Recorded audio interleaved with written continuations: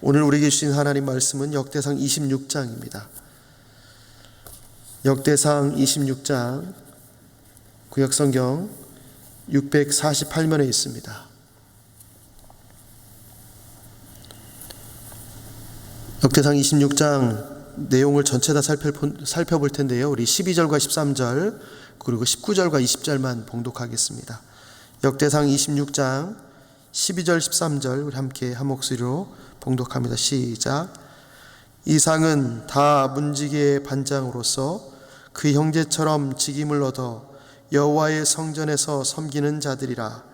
강문을 지키기 위하여 그의 조상의 가문을 따라 대소를 막론하고 다 제비를 뽑혔으니. 그리고 19절 20절 한번 읽어봅니다. 19절 20절 같이 읽습니다. 시작. 고라와 므라리 자손의 문지기의 직책은 이러하였더라. 레위 사람 중에 아히야는 하나님의 전 곳간과 성물 곳간을 맡았으며. 아멘. 역대상 22장부터 27장의 말씀은 장차 솔로몬 시대에 건축될 성전을 바라보면서 다윗이 이를 위해 준비하는 내용들입니다. 다윗은 본인이 성전을 짓지 못한다는 사실을 알았지만 그러면 솔로몬이 성전을 질 때 어떻게 할 것인가를 고민하면서 그 이야기들을 써내려 갑니다. 성전 봉사를 위한 레위 자손의 직무를 조직하고 위임합니다. 레위인들은 어떻게 해야 될 것인가에 대한 세세한 내용들을 알려주고 조직한 것입니다. 24장부터 설명된 내용에서는 제사장과 성전에서 봉사하는 레위인을 조직했고, 또한 25장에서는 성전 찬양대를 24반으로 나누어서 그들을 조직했습니다. 그리고 오늘 본문은 성전 문지기와 곳간을 지키는 자들과 그리고 관원과 재판관에 대해서 소개하고 있습니다. 다 읽진 않았지만 1절에서 19절까지 말씀은 고라와 므라리 자손의 문지기 명단과 직책이 나옵니다. 레위 지파의 가문 중에서 오직 고핫과 므라리 자손만 기록되어 있습니다. 이 고라라는 사람은 고핫 사람입니다. 고핫 자손과 므라리 자손만, 게르솜 자손은 없습니다. 이 두 자손들만 기록되어 있는데 1절에 보니까 고라 사람들의 문지기 중에 아삽 가문이 등장합니다. 우리가 익숙하게 들었던 이 아삽, 이 이름은 실은 우리 25장에 있는 찬송을 맡은 아삽이 아닙니다. 이 아삽은 고라의 증손인 에비아삽입니다. 9장 19절에 나왔던 사람입니다.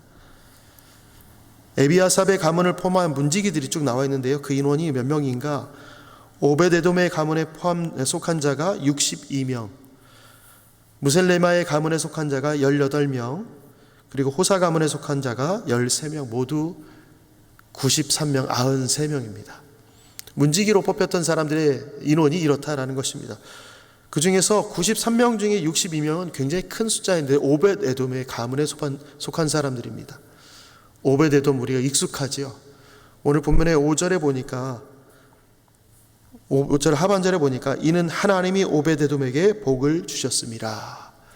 오벳에돔이라는 사람이 하나님께서 복을 주셨다라는 이야기가 있는데 13장에 가면 또 오벳에돔 이런 이야기가 있습니다. 여호와께서 오벳에돔의 집과 그의 모든 소유에 복을 내리신지라. 이때가 어째였냐면 하나님의 괴가 그의 집에서 그의 가족과 함께 석 달을 있은 후입니다. 하나님의 괴가 그의 집에 머물러 있은 후에 하나님께서 그의 집을, 그의 가족을 복을 주셨습니다. 하나님께 복을 받은 이 오벳에돔의 가문에서 성전 문지기가 열세반열로 가장 큰 세력을 형성하게 됩니다. 하나님께서 복을 받았다라는 증명이 그가 집에 재산이 많아졌다, 그의 자손들이 장수했다가 아니라 하나님의 전에 일을 하는 사람들이 많았다라는 것입니다. 하나님의 일을 위하여 일하는 사람이 많았다. 지금 이 시대 이거를 그대로 적용해서 목회자와 선교사가 많았다가 아니라 하나님의 나라를 위하여 복음을 위하여 열심히 살더라, 이런 것입니다. 하나님께서 복을 주신 가문들은 그렇습니다.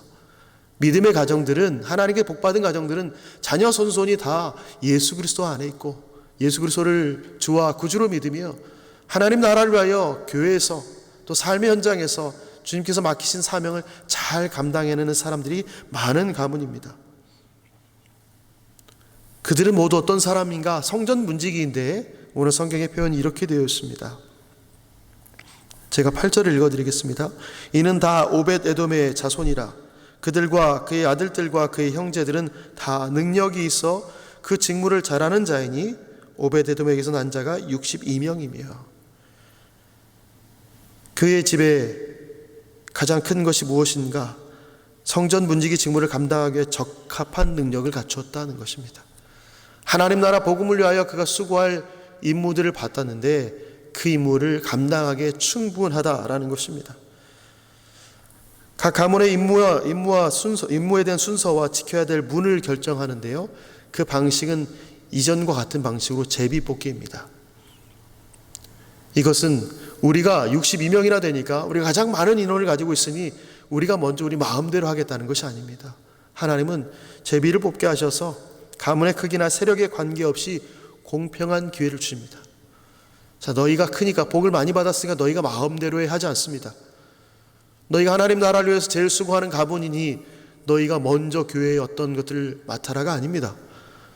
공평하게 하나님 나라를 위해서 동일하게 수고해야 되니 너도 그들도 동일하게 수고할 자격이 주어졌으니 공평하게 기회를 주자라는 것입니다.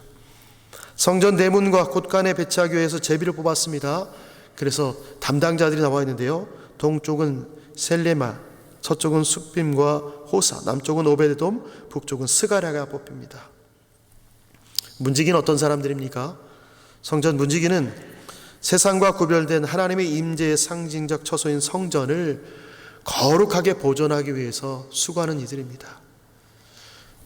세상의 부정한 것들이 성전 안에 들어오지 않게 하는 것이고 성전의 거룩함을 끊임없이 보존하는 것들이 이들의 임무인데 성소의 뜰에 경배하러 오는 자들을 인도하고 혹여나 그들 가운데에 할례받지 않는 이방인이 있다면 또한 불경한 자들, 죄를 지은 자들이 있다면 그들로 하여금 출입을 금지하도록 하는 것입니다. 철저하게 이곳은 거룩한 곳입니다. 하나님의 말씀이 머무는 곳, 하나님의 임재가 있는 곳입니다. 이곳을 순수하게 지켜내는 사람들이 성전 문지기입니다. 이 성전 문지기의 모습을 지켜보면 죄악이 가득한 세상으로부터 진리를 지키는 파수꾼이 생각납니다. 제약된 세상 가운데에 하나님의 말씀을 퇴색시키려는 수많은 시도들 가운데에 우리는 이 말씀을 보존하기 위하여서 이 말씀의 순수함과 거룩함을 지키기 위하여서 우리가 스스로 파수꾼이 되어야 함을 일깨워줍니다.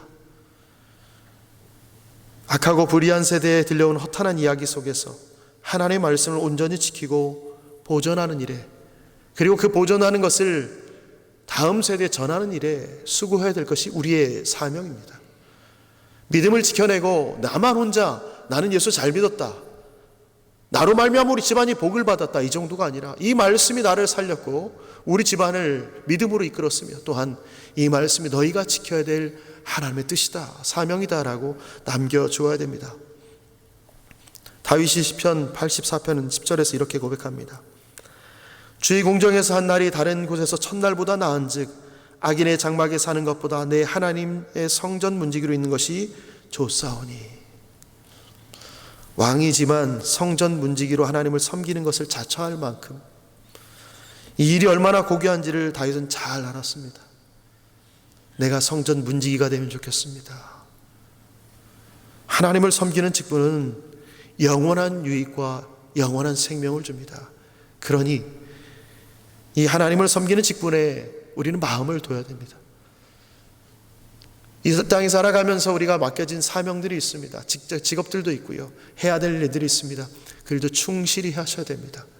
그리고 우리는 성전을 거룩하게 지키는 일에, 내 몸과 마음을 지키는 일에, 우리 자녀들의 삶을 보호하는 일에, 또 이 말씀이 다음 세대에 전해지기 위하여서 수고하는 일에 더욱 열심을 내야 됩니다. 이것이 우리가 해야 할 일입니다. 오늘 본문의 20절에서 28절까지의 말씀은 곳간의 책임을 맡고 있는 관리에 대해서 다루고 있습니다. 어떤 사람들은 성전의 물품들을 관장하고 다른 사람들은 전리품 같은 귀중품을 관장합니다. 그리고 또한 역대기에는 성전 유지의 중요한 행정과 재정 임무를 레위인들에게 부여한 장면이 나옵니다. 또한 29절부터 32절까지는 정치적 법적 역할을 하는 또 다른 레위인들에서 말하고 있는데요. 그 중에 한 사람이 이스라엘 자손입니다. 이스라엘 자손의 직무는 성전 밖에서 이스라엘의 일을 다스리는 관원과 재판관의 업무를 맡습니다. 어떻게 보면 성전과는 관련 없는 일입니다. 그런데 이 일에 레위인을 세웠습니다. 또한 여호와의 모든 일과 왕을 섬기는 직임을 맡은 헤브론 사람은 요르단의 서쪽과 동쪽을 맡습니다. 이들이 하는 일은 성전과 왕궁에 연관된 세금을 거두는 일입니다. 어떻게 보면 성전을 지키는 일에, 거룩을 유지하는 일에 직접적인 연관이 없는 것 같지만 이들이 해야 될 일은 정직해야 되는 일들이고 이들이 해야 할 일은 하나님 나라를 위한 일이기에 레위인들을 구별하여 세우는 일을 보게 됩니다. 역대기 저자는 성전 봉사와 그 밖의 일을 위한 레위인 조직을 세세하게 기록합니다. 포로기 이후에 재건축된 성전을 중심으로 올바른 제사 제도를 세워야 되는데 이것을 정착시키기 위한 시대적 사명으로 이 역대기 저자가 그 제사에 대한 그분을 강조하기 위해서 이 레위인에 대한 이야기들을 기록하고 있습니다. 다윗은 모세를 통하여 세워진 성막 제도를 계승합니다. 계승하지만 새롭게 세워질 성전에 대해서 성전 시대의 성전 봉사자의 직무를 세밀하게 규정하고 있습니다. 이스라엘이 어떤 나라인가? 하나님을 중심으로 하는 신정 국가다라는 것을 확고히 보여주려 하는 것입니다. 바벨론 포로에서 돌아온 이들은 어떻게 해야 됩니까? 돌아온 이들이 회복해야 될 가장 먼저 우선하는 것은 예배에 대한 것입니다. 성전 제사 제도에 대한 것입니다. 그들은 잘 알고 있습니다. 우리가 포로되었던 시절에 하나님을 어떻게 예배했는가를 잘 알고 있습니다. 이전으로 돌아가야 된다. 그러니 이들에게 필요한 것은 레위인 직무가 세밀하게 짜여진 다윗 시대의 조직, 여러 직분과 그들의 역할을 상세하게 소개하는 것입니다. 그것을 다시 한번 살펴보는 것입니다. 하나님 나라 일에 여러 직분이 필요합니다. 어떤 직분은 우리의 눈으로 보기에는 귀하게, 존귀하게 보일 것입니다. 또 어떤 것은 우리의 눈에 보기에는 약간 비천하게 보일 수도 있습니다. 오늘 본문에 나오는 문지기보다는 제사장이 더 낫지 않겠습니까? 눈에 보기에는 그렇습니다.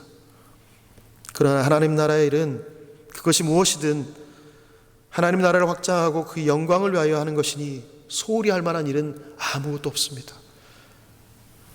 제사장 직분이 고귀하고 존귀해 보일지라도 레위인의 도움 없이는 그 직분을 실행할 수가 없습니다. 문지기가 없다면 성전의 거룩함을 유지할 수 없습니다. 성전의 거룩함이 유지되지 않는데 제사장이 예배한들 그 예배를 하나님이 기뻐 받으시겠습니까? 모든 직분은 하나님께서 맡기신 것이고 맡은 자에게 구할 것은 충성입니다. 우리에게 성전 안팎을 지키도록 직무를 주셨습니다. 성전도 지키고 밖에도 지켜야 됩니다. 내 마음과 내 몸을 지킬 뿐만 아니라 우리 교회를 지킬 뿐만 아니라 밖에서도 우리는 그런 일들을 해내야 됩니다. 성전을 거룩하게 유지할 뿐만 아니라 잘 관리하기 위해서 해야 할 일들을 우리 일상에서 하도록 우리에게 맡기셨습니다. 주께서 우리에게 맡기셨습니다. 맡기신 직분과 업무에 충성하는 신실한 그리스도인 되시기를, 또 하나님의 제자 되시기를 예수님의 이름으로 축원합니다. 아멘. 하나님, 우리를 죄 백성으로 삼으시고 하나님 나라의 일을 맡기시며 또한 성전에서 있는 일들 뿐만 아니라 성전 밖에서도 해야 할 일들을 우리에게 맡겨주셔서 참으로 감사합니다. 우리에게 맡기신 일들은 존귀한 일이 아닌 것이 없습니다. 모두가 존귀할 뿐만 아니라 하나님 나라를 위하여 반드시 해야 될 일들입니다. 하나님께서 오늘 우리에게 맡기신 하루의 삶도 그렇습니다.